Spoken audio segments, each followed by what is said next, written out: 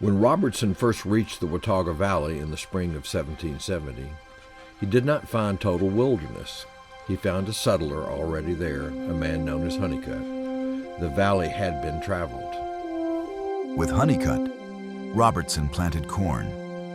Corn in the ground meant return. Labor meant claim. Cabin rights were earned, not granted. Robertson prepared the land and then left it, trusting what was planted would wait. By autumn, James Robertson moved west. In October of 1777, James Robertson, his wife Charlotte, their young son Jonathan, and his brothers Elijah and Mark once more turned westward.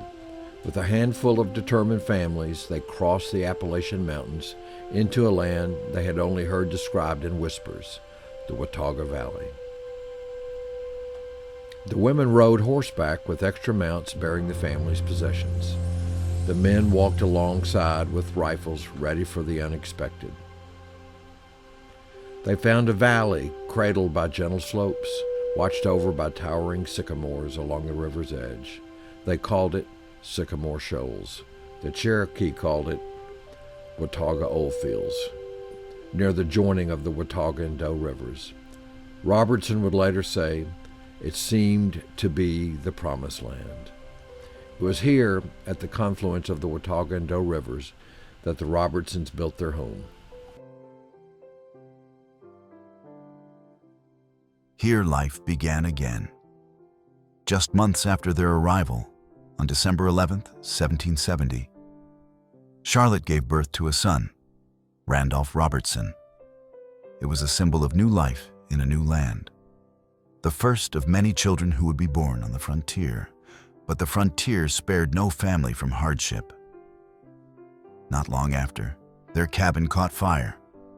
In the wilderness, a blaze meant more than charred timbers.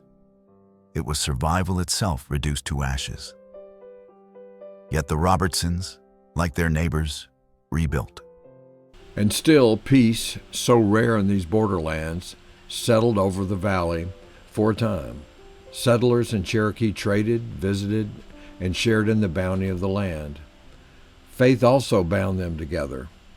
I do not know whether or not my father found Boone on Watauga when he went there, but I know he lived there while my father resided there. I recollect hearing my mother say that Boone always stopped with them for some days on his way out and return route from his western hunting excursions.